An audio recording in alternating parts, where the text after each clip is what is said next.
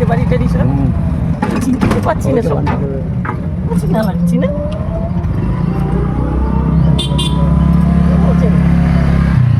অচেনা পরিবেশ, মনে হয় না যে এখানে আমি কখনো ছিলাম, একদম অচেনা।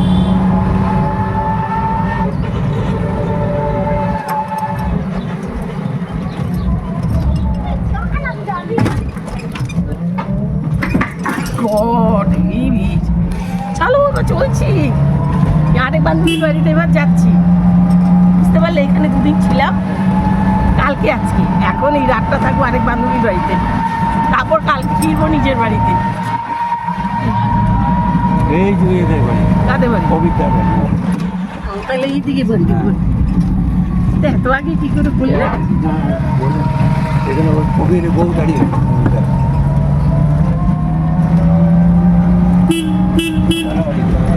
আর এই যে হলো সেই খালপাড়। মন্দির করেছে, সব অচেনা হয়ে গেছে আজ ক বছরে, সব অচেনা লাগছে। বাড়ি ঘর এত হয়েছে, এত হয়েছে, হ্যাঁ, আর সবই চেঞ্জ হয়ে গেছে। কিন্তু এখানে যে ইয়ের পচা গন্ধটা খালের, সেটা কিন্তু আছে। খালের জলের পচা গন্ধ।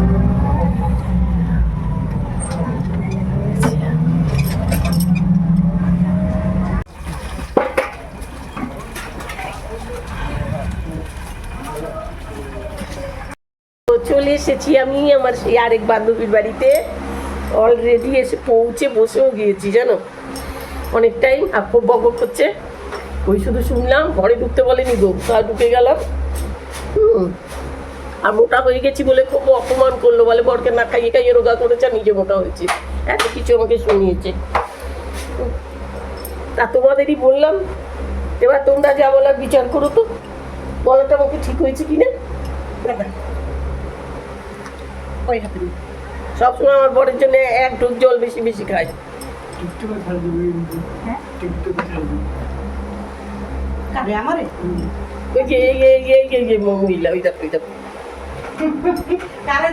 তোমাকে দেখাচ্ছি, বিশ্বব্রহ্মাণ্ডে দেখাচ্ছি। তুমি আমায় এত কথা শোনালে মোটা হয়েছি বলে। শোনাবো না? আমার দাদাকে রোগা বানাই দিছো। দাদাকে রোগা বানিয়ে দিয়েছি, আর আমি খেয়ে খেয়ে বলে দুষি হয়ে গেছি। আমার দাদাকে রোগা বানাই দিছো, আর তুমি মোটা হয়ে গেছো। মাত্র 50 গ্রাম ওজন আমার। আরো মোটা হতে চাও? মাত্র 50 গ্রাম ওজন, এত রোগা মানুষ থেকে যদি এই বলে, বলো হয় সুশীল হয়? বলো, কখনো হয় না। কি কি রান্না করেছো বলো দেখি আজকে, আমি আসবো শুনে। তুমি আর তোমার জন্য রান্না করে দিই। এই ঠিক করো, আমার তোমার জন্য রান্না করো, আমরা খাবো না। তো খাবে খাবে, আমি খাবো আগে, তারপরে তো মোটা হবো কি করে। চিকেন চিকেন করেছি, আর কি করেছি? আর উস্তে আলু ভাজা, উচ্ছে আলু ভাজা, আর কোনো কিছু করিনি। আর ঘুগনি করেছি, ঘুগনি, আর ভাত, আর লবণ, আর পাতা, জল, লেবু। হ্যাঁ, তো এত কিছু আমাকে খাওয়াবে, দেখেছো? তাহলে মোটা হবো না, আর বলে কি না আমি বলে মোটা হয়ে গেছি। এইরকম বললে হয় নাকি? আমি যাই তাহলে এবার শেষ। চিকেনটা খেয়ে চিকেনটা খেয়ে যাবে কেন? খাবি বল, মা ঘরে করে না, বোকা তুই বুঝিস না কেন? আমি মুরগি খাই না সেরকম।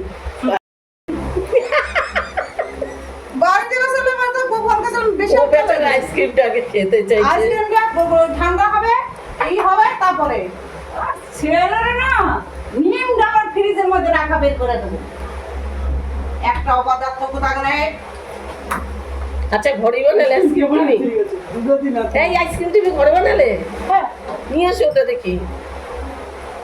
আচ্ছা, আমি ঘরে বানাইছি, ছেলের বলছি এনে দে, এনে দে। এই দেখো, আইসক্রিমটা ঘরেই বানিয়েছে, এই দেখো। আমি ঘরে বানাই। এই মেকার তৈরি করেছি আইসক্রিম, আমরা আসবো বলে। দেখো, আজকেই করছি দুপুরবেলা। কেমন হয়েছে? আজকে আমরা তোমরা আসবো বলে করছি। তুই জানি আমার জন্য করেছো বলো, আমরা আসবো বলে করনি। হ্যাঁ তোমার জন্যই করেছি। কখনো করেছে দেখো আমার জন্য আটখানা, আর কাউকে দেবো না, একটাও দেবো না। না যেতে হবে না, তুমিই খাইও, আমি খাবো সবটা। তুমি সবটাই খাইও। তুমি আমার জন্য বানিয়েছো তো আমি খাবো না। আচ্ছা তুমি খেয়ে, ঠিক আছে। বাবা বাটি দে তো, মাংস দিন, মাংস খা, তারপর আস্তে আস্তে খা। চালাম একটা দিল দুটো। আবার খেয়ে বলো আর দুটো দাও। ছেলের গরম দেখাচ্ছো? কত কথা না বল, তুই বুঝিস না। সুশীলের বিয়ে হলে পরে একদম কি কবজি ডুবিয়ে বউ রাখবে, আমরা বসে বসে খাবো। হ্যাঁ সুশীল তখন আবার মাসিকে চিনতে পারছো না, করো না কিন্তু। সুশীলা আমাকে চেনে না? হ্যাঁ। ও দিদিমণিকে চেনে, ও দিদিমণিই বলে আমাকে। এই অভিনয় ওকে দিদিমণিই বলে এখনো, তাই কি বলে? দিদিমণি বলে, বিনয়ের দিদিমণি বলে, সুশীলও দিদিমণি বলে। তাই সুশীলের বোন যে সুস্মিতা, ও বলছে এই তুই এখনো দিদিমণি বলিস? আমি দিদিমণিকে দিদিমণি বলছি, তো অসুবিধাটা কোথায়? বড় হয়ে গেছে বলে কি আছে, আমার থেকে বড় হতে পেরেছে, লম্বাই বড় হয়েছে বলো। তাই। বয়সে তো ততটাই ছোট যাচ্ছে, তখনও যাচ্ছিল।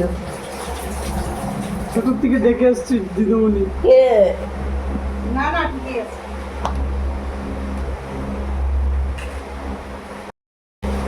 আমাদের যেখানে বাড়ি ছিল ওখানটা দিয়ে এলাম, কিন্তু চিনতে পারলাম না।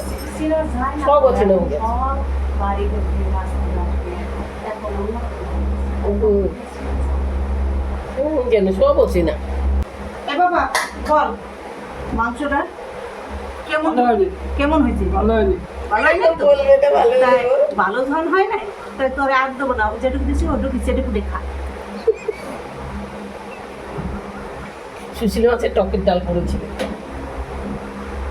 আম দিয়ে, ওই শুকিয়ে আম নিয়ে এসেছে ওদের কাছে দিয়ে গেল, ওটা দিয়ে টক ডাল করেছে, পনির রান্না করেছে, পটল ভাজা করেছে, শাক।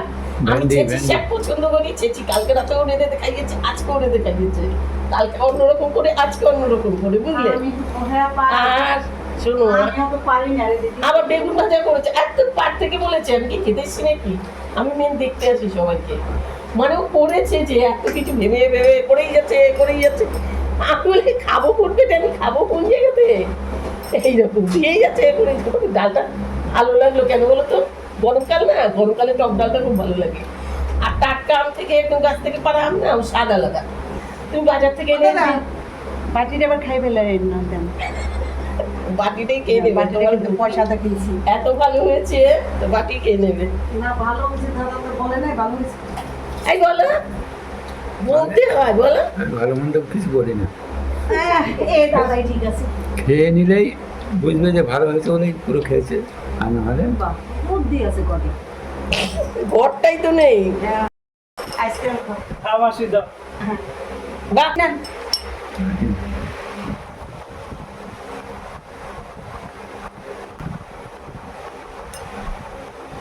এই দেখো কত সুন্দর আইসক্রিম বানিয়েছে, গুণ আছে।